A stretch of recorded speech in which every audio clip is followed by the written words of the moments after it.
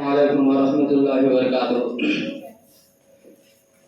نحمد و نصلی علی رسول الکریم، اما بعد۔ قال اللہ تبارک و تعالی فی القرآن المجید، فاعوذ باللہ من الشیطان الرجیم، بسم اللہ الرحمن الرحیم۔ انما یفتری الکذب الذین لا یؤمنون بآیات اللہ واولئک هم الکاذبون۔ برادران اسلام، اسلامی بھائیوں، اسلامی ماں اور بہنوں، آج اس پروگرام کے اندر میں آپ لوگوں کے سامنے جس موضوع کے تحت چند باتیں رکھنے کی کوشش کروں گا وہ جھوٹ کی مذمت اور اس کی برائی، اس کے نقصانات۔ میرے بھائیوں، سچ بولنے کی بڑی اہمیت ہے اور اس کے بڑے فائدے ہیں۔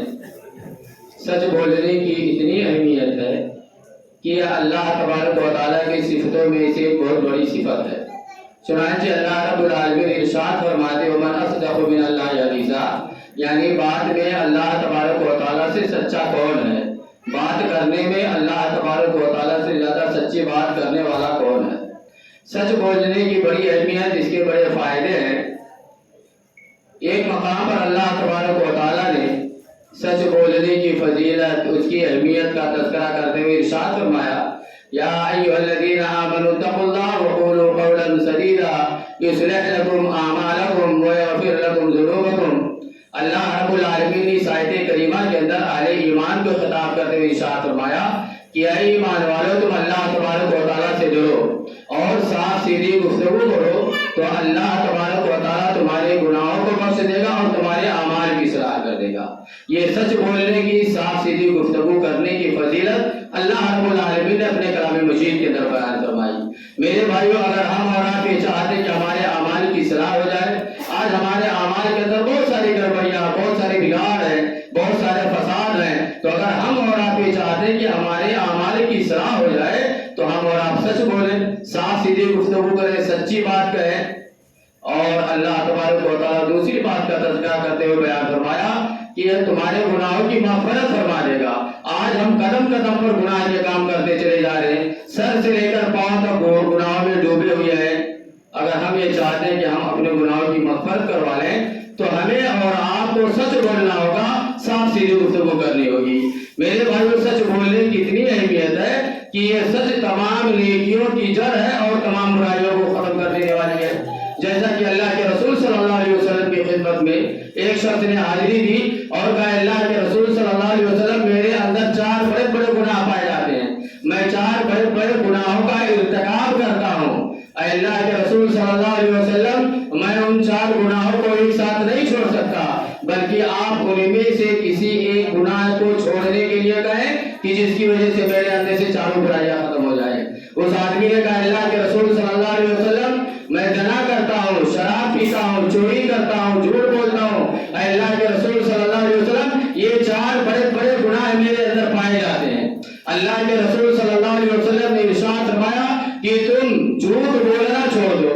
اب وہ آدمی اللہ کے رسول صلی اللہ علیہ وسلم سے عہد و معاہدہ کر کے اپنے گھر چلا جاتا ہے، شام ہوتی ہے، چوری کرنے کا خیال پیدا ہوتا ہے، لیکن اللہ کے رسول صلی اللہ علیہ وسلم سے کیا ہوا عہد و معاہدہ یاد آتا ہے اور اپنی حرکت سے باز آ جاتا ہے، اور رات بیتتی ہے، شراب پینے کا جی چاہتا ہے، اللہ کے رسول صلی اللہ علیہ وسلم سے کیا ہوا عہد و معاہدہ یاد آتا ہے اور واپس ہو جاتا ہے، اور رات بیتتی ہے، زناکاری بدکاری کرنے کا خیال پیدا ہوتا ہے، اللہ کے رسول صلی اللہ علیہ وسلم سے کیا ہوا عہد و معاہدہ یاد آتا اور واپس ہو جاتا ہے، صبح ہوتی ہے، ہنستا مسکراتا نبی رحمت صلی اللہ علیہ وسلم کی خدمت میں پہنچتا ہے اور کہتا ہے اللہ کے رسول صلی اللہ علیہ وسلم، میرے اندر سے 4 برائیاں ختم ہو گئی۔ میرے بھائی، اگر ہم اور یہ چاہتے ہیں کہ ہمارے اندر سے برائیاں ختم ہو جائیں، گناہ کے کام ختم ہو جائیں، معصیت ختم ہو جائیں، تو ہمیں اور آپ کو پہلی فرصت میں جھوٹ جیسے گناہ کبیرہ سے بچنا ہوگا، سچ بولنا ہوگا، سچی بات کرنی ہوگی، صاف سیدھی گفتگو کرنی ہوگی۔ میرے بھائی، سچ بولنے کی بڑی اہمیت۔ حقیقی عزت انسان کو سچائی کے بدولت مل سکتی ہے۔ دنیا کی تمام سعادتیں، تمام بھلائیاں، تمام نیکیاں انسان کو سچائی ہی کی بدولت مل سکتی ہیں، اور سچائی کی وجہ سے انسان کا مقام و مرتبہ اللہ تبارک و تعالیٰ کا بلند ہو جاتا ہے، اور سچائی کے بغیر انسان نیک نعمت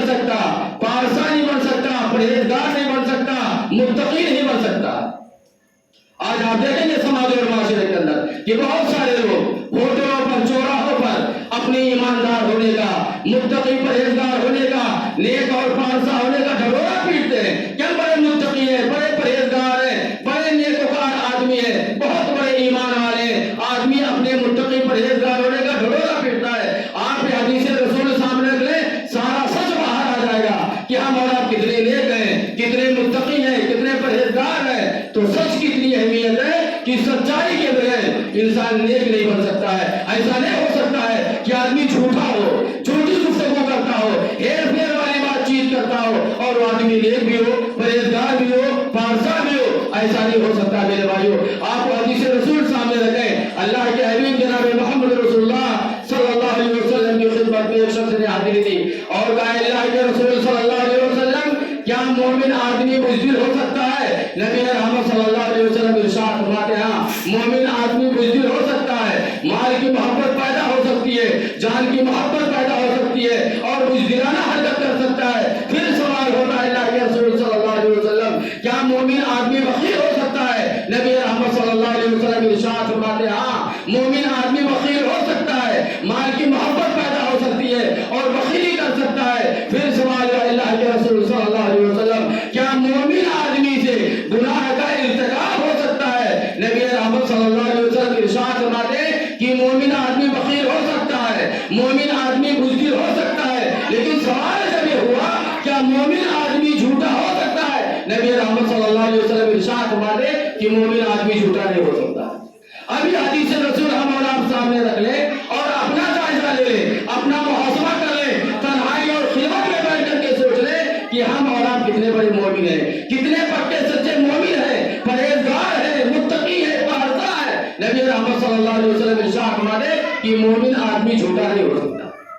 तो मेरे भाइयों, सच बोलने की बड़ी फजीलत है, इसकी बड़ी अहमियत है। नबी रहमत सल्लल्लाहु अलैहि वसल्लम इरशाद फरमाते कि आदमी सच बोलता है, साफ सीधी गुफ्तगू करता है तो ये सच्चाई उसे नेकी की तरफ रहनुमाई करती है और नेकी उसे जन्नत की तरफ लेकर जाती है। तो ये सच बोलने की फजीलत है, ये सच की अहमियत है मेरे भाइयों। और जो आयत करीमा पढ़ी गई उसके अंदर आप देखें अल्लाह रब्बुल आलमीन ने कितनी बड़ी बात कही है, कितनी भारी बात कही है। आज हालत यह है कि हम अगर कुरान पढ़ते हैं तो उसके तर्जुमे को नहीं पढ़ते हैं। आप कुरान पढ़ें, उसके तर्जुमे को पढ़ें, रोकने खड़े हो जाएंगे कि हम और आप जो इस खुशफहमी के अंदर मुब्तला है कि झूठ बोलना, झूठी गुफ्तगू करना, हेर फेर वाली बातचीत करना, ये बड़ा मामूली गुनाह है। वो जो बना लेंगे अल्लाह इसकी मग़फ़िरत फरमा देगा। हम और आप इस खुशफहमी के अंदर मुब्तला ना रहे। झूठ बोलना, झूठी गुफ्तगू करना, झूठी गवाही देना, ये बड़ा भयानक जुर्म है, गुनाह कबीरा है। वज़ू बना लेने से, 2 रकात नमाज पढ़ लेने से अल्लाह तबारक व तआला इस गुनाह की मग़फ़िरत नहीं फरमाएगा।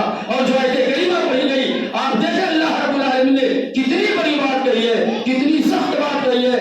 अल्लाह रब्बुल इज्जत इरशाद फरमाते हैं, इन्नमा यफ्तरी कज़िबल्लज़ीना ला युमिनूना बिआयातिल्लाहि व उलाइका हुमुल काज़िबून। अल्लाह रब्बुल इज्जत इरशाद फरमाते हैं कि झूठ, इफ्तरा वही लोग बांधते हैं कि जिनको अल्लाह की आयतों पर ईमान नहीं होता है, वो उलाइका हुमुल काज़िबून, और यही लोग पक्के झूठे हैं। कितनी बड़ी बात अल्लाह ने कही है। हम और आप रात दिन झूठ बोलते हैं, सुबह से लेकर शाम तक झूठ बोलते रहते हैं। क्या हमारा और आपका अल्लाह की आयतों पर ईमान नहीं है? अल्लाह रब्बुल इज्जत इरशाद फरमाते हैं, झूठ वो लोग बोलते हैं, इस तरह वो लोग बांधते हैं कि जिनको अल्लाह की आयतों पर ईमान नहीं होता है, वो उलाइका हुमुल काज़िबून, और यही लोग पक्के झूठे हैं। मेरे भाई, झूठ और सच ये दोनों एक दूसरे के अपोजिट है। जिस तरह से दिन और रात एक दूसरे की अपोजिट है, उलट है, जिस तरह से सुन्नत और बिदअत एक दूसरे के अपोजिट और उलट है, जिस तरह से तौहीद और शिर्क एक दूसरे के अपोजिट और उलट है, ठीक इसी तरह से झूठ और सच है, ये दोनों एक साथ जमा नहीं हो सकते हैं। ऐसा नहीं हो सकता है कि आदमी सच्चा है और झूठ भी बोलता है, या इसी तरह से आदमी झूठा है और सच्ची बात भी करता है। ऐसा नहीं हो सकता। और ये दोनों बातें एक इंसान के अंदर जमा नहीं हो सकती। या तो झूठा ही होगा या तो सच्चा ही होगा।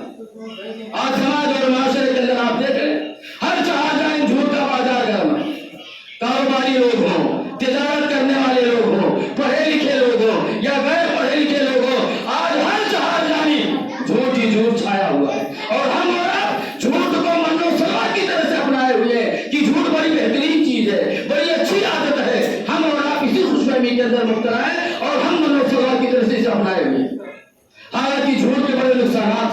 اس کی بڑی تباہکاریاں ہیں. جھوٹ کے نقصانات کا اندازہ آپ اس حدیث رسول سے لگائیں. نبی رحمت صلی اللہ علیہ وسلم ارشاد فرماتے ہیں کہ جھوٹ بولنے والے کا دل سیاہ ہو جاتا ہے اور اس کے منہ سے ایسی بدبو نکلتی ہے کہ رحمت کے فرشتے کو اسے دور بھاگتے.